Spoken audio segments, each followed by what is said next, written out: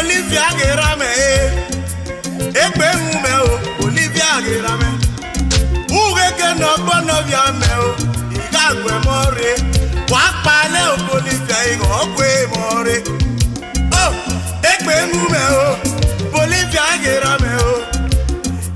mume rally iki ayanwe ekpe mume ye Bolivia gerame o ekpe mume o rally iki ogbona o ayanwu iki aye esako iki ayo afema iki aye o iki kukuruku apiaguye iye apiaguye ona waguya pe o igada bai chema tu waguya pe o igada bai chema ona waguya pe igada bai chema o irona pe mi ne rame Bolivia o irona pe mi ni baba no ya me o oye nure me obo ilike pena obo bure yo ile ekpe nweye ugroma ga pe aguye ono aguya pe gada bai chema o pati masoma pakekpe masese pati masoma pakekpe masese yo pati masoma pakekpe masese Yabati masoma, pakekpe masese. Emi mala kyote mambo, wakasakaya. Yabati masoma, pakekpe masese.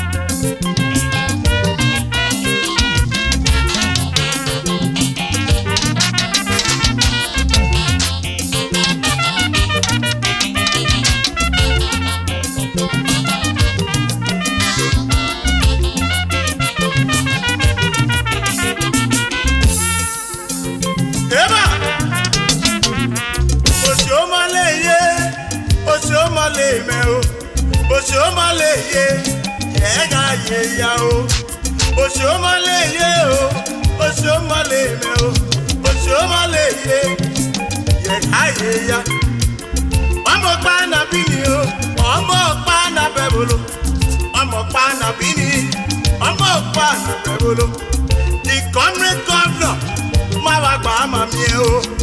The comrade governor, yeah, Mawagba Mamie. Obi Maukia, yeah, ya o. Obi Maukia, o. Kakwarema de, rally, go to Egone o. Emo Egone o. Emo si Egone o. Ikiya Egone. Ikpisha Egone o. Omudo Egone o. Itwaki Egone o. Ikakebe Egone. Meme no vi Bolivia o. Ikpi Egane lelele. Meme no vi Bolivia. Ikpi Egane lelele. Karo mama ngume o. Oshomo leye. Oh, karo mama ngumaye. Oshomo leye o. Comrade, Adaptio, Oshomaleye, Oye, ya. Omo pana bini o, omo pana bebolo, omo pana bini, omo pana bebolo. Comrade, Doctor, yeah, Mawagba Mamie o. The comrade governor, mama gba mamie. Obi ma oke aye, ye ga ye ya o. Obi ma oke aye o, ka pare ma de. Nani botu e gone o, e mo e gone. Idwa ke e gone o, ikake be e gone o. Igivi e gone, ipisha e gone o. Meme no vi Bolivia o ye ki pie ga lelele. Meme no vi o se ye, ki pie ga lelele. Karo mama ngume o, osho mole ye. Karo mama ngume ye, osho mole ye o.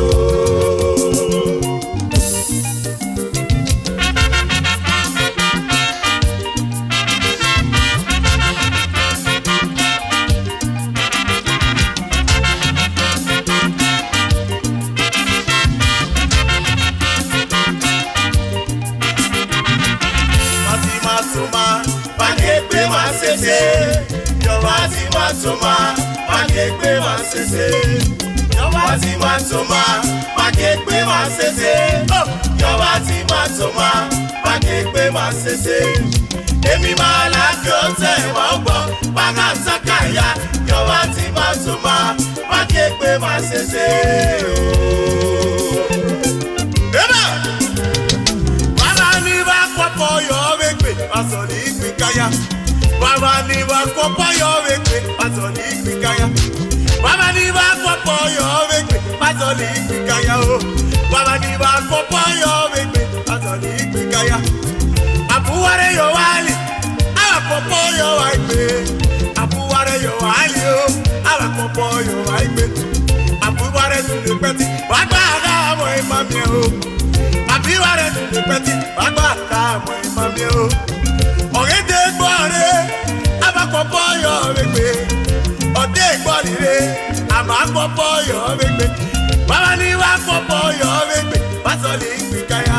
Oh, baba ni wa kopo yo wegbe, pasoli ikvikaya. Sobo! Yowati masoma, magekwe masese. Wati masoma, magekwe masese. Yowati masoma, magekwe masese. Yowati masoma, magekwe masese. Emi malakyote waubo, bagasakaya o. Yowati masoma, magekwe masese.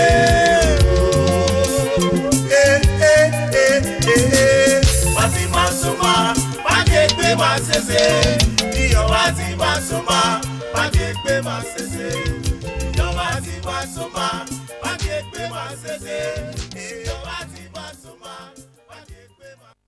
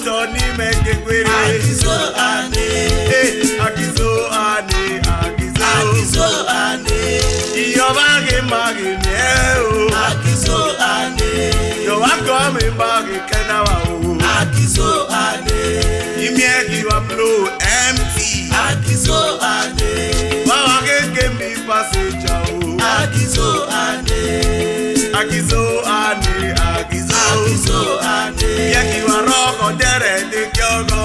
AGIZOAINE.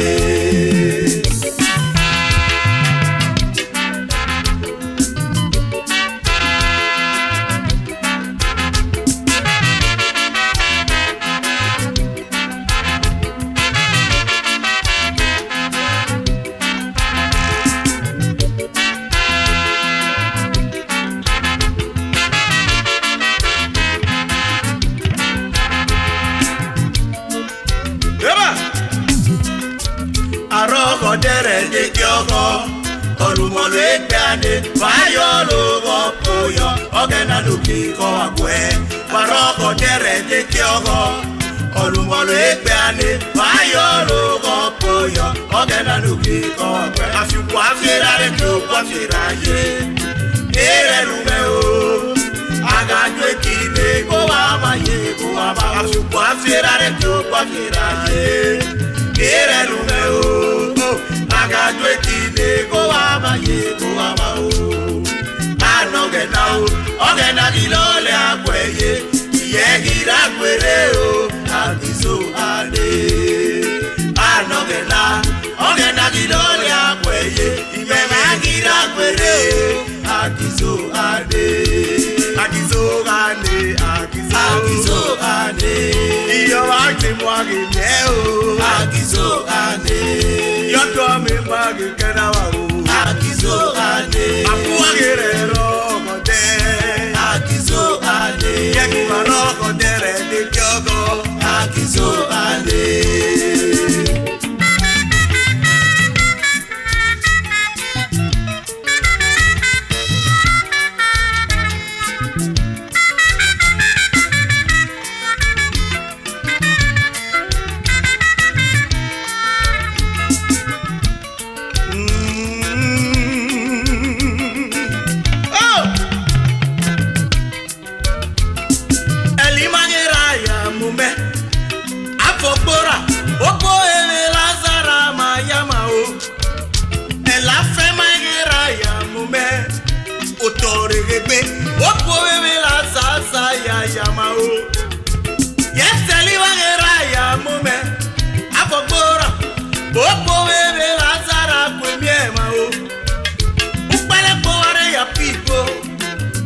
Mami obo, atu ekpego ewi omi re dedeko o.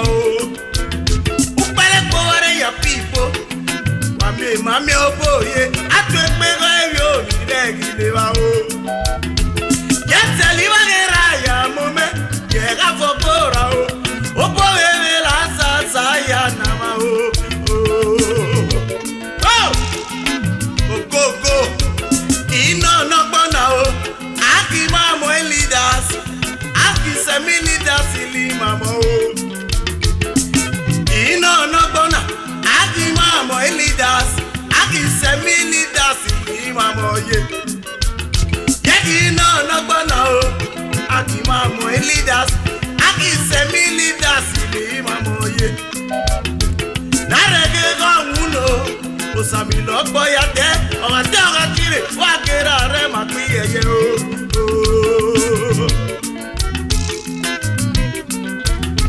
Nare fuego muno, osami lokbo ya toga tire, wakera re mambiye ye. Oh!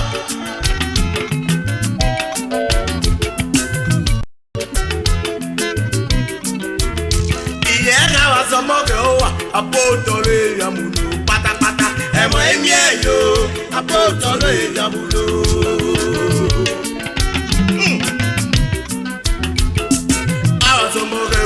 Apotole ya mulo kweyo. Emo emye yo. Apotole ya mulo. Yege naga bigya semili dasi.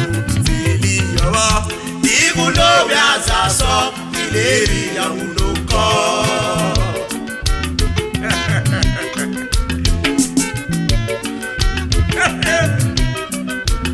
Enaga bigya semili dasi. Elioma o, ibuno biasa so, ileri ya muloko. Emezera vegese milida leader Sarige wafwe obowe la zamana la imekwe go iremade Imeze kabiga semi leader Sarige wafwe obowe la zamana la imekwe go iremade Yet imeze kabiga semi leader Sarige wafwe obowe la zamana la imekwe go iremade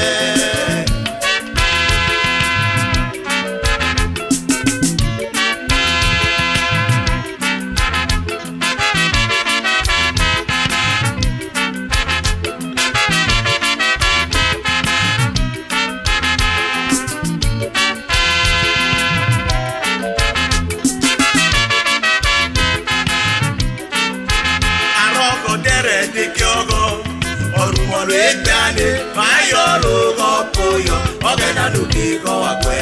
Arogo dere de kyogo, orumo le gbane. Mayolo go poyo, ogena nuki go akwe. Afipo afiera re to kwafera ye.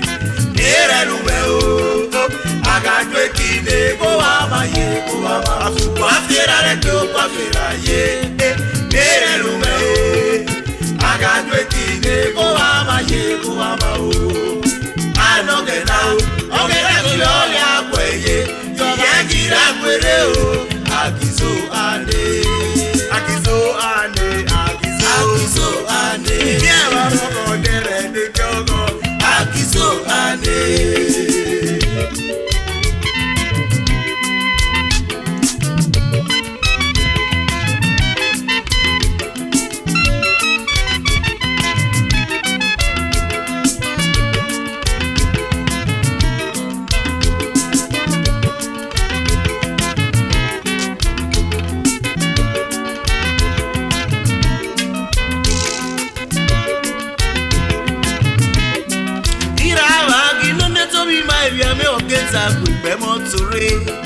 Inonde to be my yami ogeta gbegbe motori. Afe my tepe, afe my moya yo. Inonde to be my yami ogeta gbegbe motori. Dale marare nalaye, betare mate o. Inonde to be my yami ogeta gbegbe motori. Odo de loku ye panato, equity bi omi o. Inonde to be my yami ogeta gbegbe motori. Iyo walele o, agbagboye o. Inonde to be my yami ogeta gbegbe motori.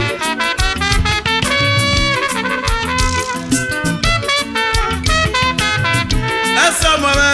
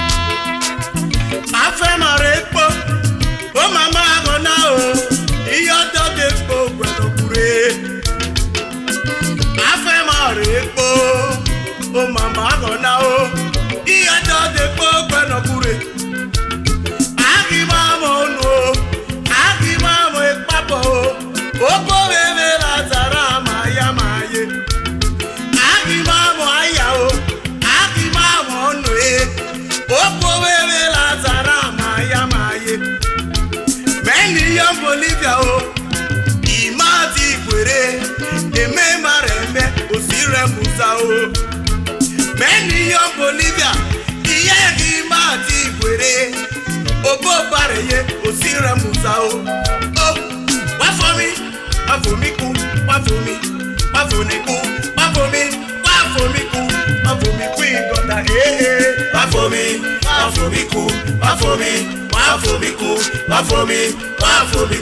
wait for me ku, igota. Enere mate o, swift. Enere mate o. Bafomiku igota. Enedu ipegoye. Bafomi. Enedu ipegoye. Bafomiku yoba. Ulogi biolo fomila. Bafomiku. Ulogi bele. Bafomiku yoba. Bafomiku igota. Enedu ipegoye. Enemumu male. Enerema ipegoye. Bafomiku igota. Ulogi biolo. Bafomiku. Bele. Bafomiku yoba. Bafomiku igota. Enemumu male. Bafomiku yoba. Bafomiku Iyono dula. Bafomiku yoba. Bafomiku yoba.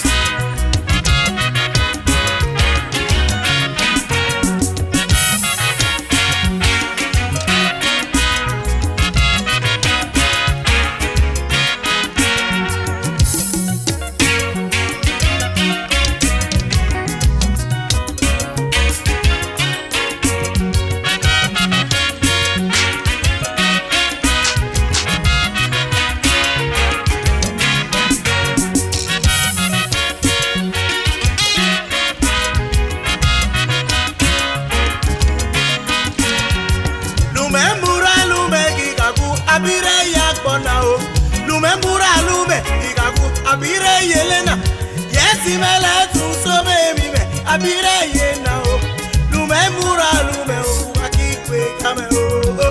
Lumemura lume o, kigagu. Abire yakona, lumemura lume, kigagu. Abire yakona. Odoni sike koge seviamo, akko kwakbe. Lumemura lume, akikwe kame o. Lumemura lume, kigagu. Abire yakona. Lumemura o, kigagu. Abire yena. Odoni sike koge seviamo, akko kwakbe. Lumemura lume o, akikwe kame o.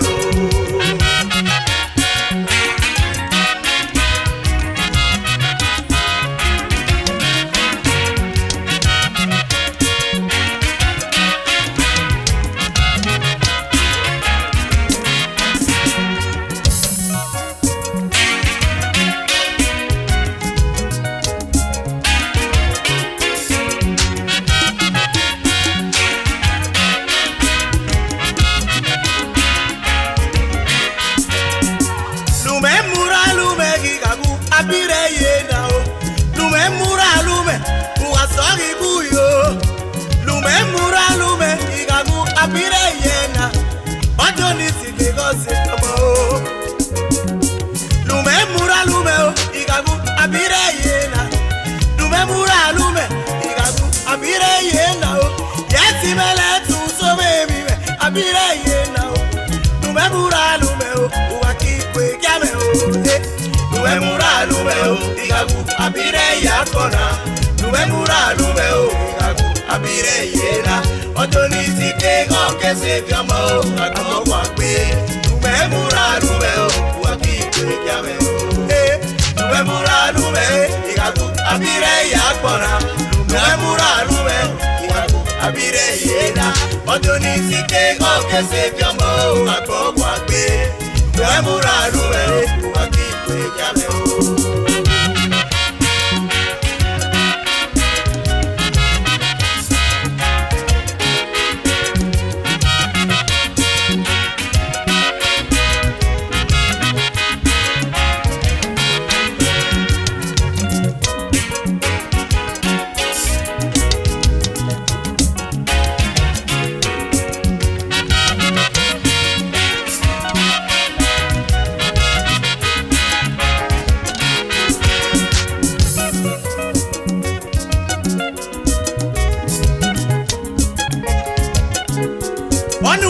nu miele age kwe miele go ge amage nwe pe fu egbe eso mi ge teni mena eso me ti pe go na re ro ya to are li pe go no ya abi e go wa ge ku bati malu ne gbe maga ya po bati malu ne gbe maga yele apo emure no ya no gule ka ke me lo LUMEABURALUMHE we o eba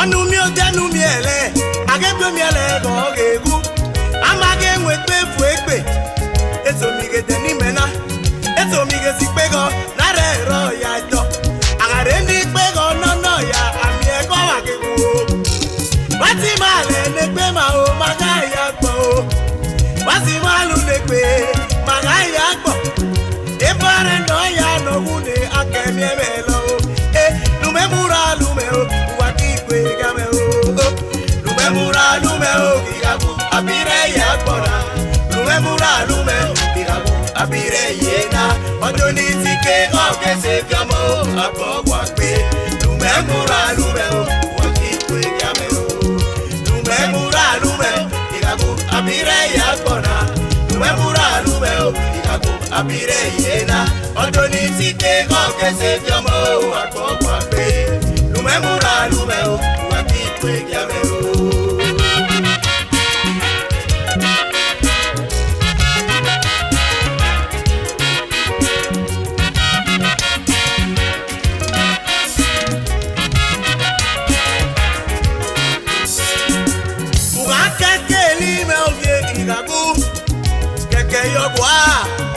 abire yena tugare piame o igagu sele piame kwayo abire yena ugagu so mi me yipe go igagu wonu so mi yogwa pele ti sote oya no ya gbo wati ma ya re jogbe o ono ya gbo kina mo marelu emura lo ame o igagu no grame kwayo abire yena LUMEABURALUMHE o LUMEABURALUMHE o LUMEABURALUMHE gegago oya no ya gbo ila mo marelu ono gune o iye go boyo oyo ga ya gbo wati wa ye lore o iye ga gbo no so ne o LUMEABURALUMHE o gegago abire yena Sokoga keke meyo